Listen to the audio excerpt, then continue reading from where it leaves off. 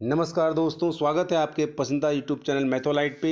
आज हम लोग बात करने वाले हैं करंट अफेयर्स के प्रश्नों के बारे में, जो आपके आगामी सक्षमता परीक्षा, बीपीएससी टीआरई 3.0 परीक्षा या विभिन्न परीक्षाएं जो आप देने वाले हैं, उनके लिए बहुत ही महत्वपूर्ण, बहुत ही बेहतरीन प्रश्नों का जिक्र किया जा रहा है, मैराथन किया जा रहा है। तो आप मेरे चैनल पर बने रहें। अगर चैनल को सब्सक्राइब नहीं किए हैं तो जल्द से जल्द सब्सक्राइब कर लें। अच्छा लगे तो लाइक करें, शेयर करें। तो चलिए चलते हैं सीधे प्रश्न पे।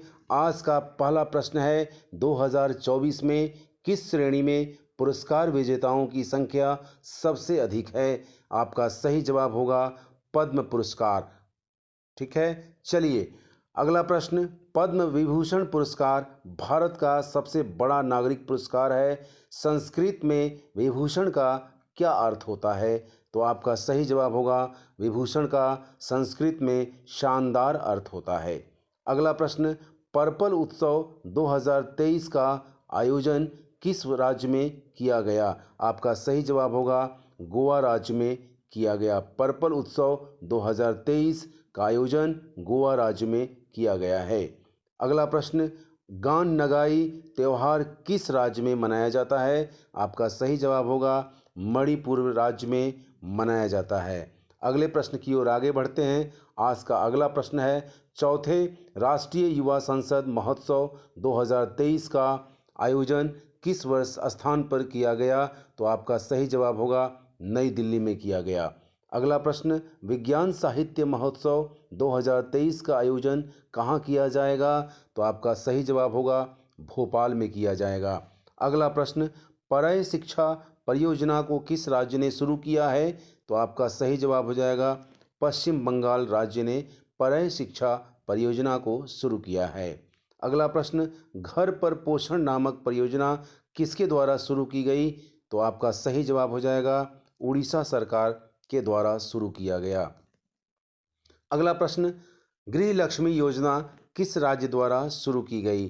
तो गृह लक्ष्मी योजना कर्नाटक राज्य द्वारा शुरू की गई। गो ग्रीन योजना किसके द्वारा शुरू की गई? आपका सही जवाब होगा गो ग्रीन योजना गुजरात सरकार के द्वारा शुरू की गई। अगला प्रश्न राम मंदिर से लिया गया है, जो काफ़ी इम्पोर्टेंट है, बहुत ही महत्वपूर्ण है, बेहतरीन है, जो आगामी सक्षमता परीक्षा में पूछे ही जाएंगे या बीपीएससी टीआरई 3.0 की परीक्षा में भी पूछे जा सकते हैं, पूछे ही जाएंगे। तो आप मेरे चैनल पर बने रहें। चलिए अगले प्रश्न की ओर आगे बढ़ते हैं। अगला प्रश्न है, राम मंदिर में भगवान राम की प्राण प्रतिष्ठा कब की गई? तो आपका सही जवाब होगा 22 जनवरी 2024 को की गई। काफ़ी इम्पॉर्टेंट है, ध्यान से देखेंगे। अगला प्रश्न। राम मंदिर में कितने मंडपों का निर्माण किया गया? तो आपका सही जवाब होगा राम मंदिर में 5 मंडपों का निर्माण किया गया। अगला प्रश्न।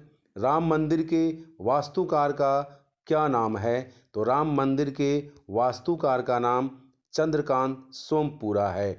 तो आप ध्यान देंगे, प्रश्न है राम मंदिर के वास्तुकार का क्या नाम है? तो चंद्रकांत सोमपुरा जी राम मंदिर के वास्तुकार हैं। अगला प्रश्न। राम मंदिर का भूमि पूजन किस वर्ष किया गया था? तो राम मंदिर का भूमि पूजन 2020 ईस्वी में किया गया था, जो कोरोना काल चल रहा था। अगला प्रश्न। श्री राम भूमि अयोध्या को अन्य किस नाम से जाना जाता था? तो श्री राम भूमि अयोध्या को अन्य साकेत के नाम से भी जाना जाता था। अगला प्रश्न। राम मंदिर की ऊंचाई कितनी है? तो राम मंदिर की ऊंचाई 161 फीट है। अगले प्रश्न की ओर आगे बढ़ते हैं। आज का अगला प्रश्न है, राम मंदिर में कितने खंभों का निर्माण किया गया? तो राम मंदिर में 392 खंभों का निर्माण किया गया है। अगला प्रश्न। रामलला की मूर्ति के वास्तुकार कौन हैं? तो रामलला के मूर्ति के वास्तुकार अरुण योगी राज जी हैं। अगला प्रश्न। राम मंदिर का निर्माण किस शैली में किया गया? तो राम मंदिर का निर्माण नागर शैली में किया गया। अगला प्रश्न करेंट अफेयर का महत्वपूर्ण प्रश्न है, ICC women T20 cricketer of the year 2023 का अवार्ड किसने जीता, किसको दिया गया? तो हैली मैथ्यूज को दिया गया है। चलिए ये रहा आज का 20 महत्वपूर्ण प्रश्न जो करेंट अफेयर्स से लिया गया है आपके आगामी परीक्षा जो सक्षमता परीक्षा बिहार नियोजित शिक्षकों के लिए होने वाली है या बीपीएससी TRE 3.0 की परीक्षा होने वाली है, उनके लिए शानदार प्रश्नों का जिक्र किया गया है। तो इन प्रश्नों को बार बार आप देखेंगे, ध्यान से देखेंगे, काफ़ी महत्वपूर्ण प्रश्न है। चलिए फिर मिलते हैं इन्हीं प्रश्नों के साथ अगले वीडियो में। तब तक के लिए जय हिंद, वंदे मातरम।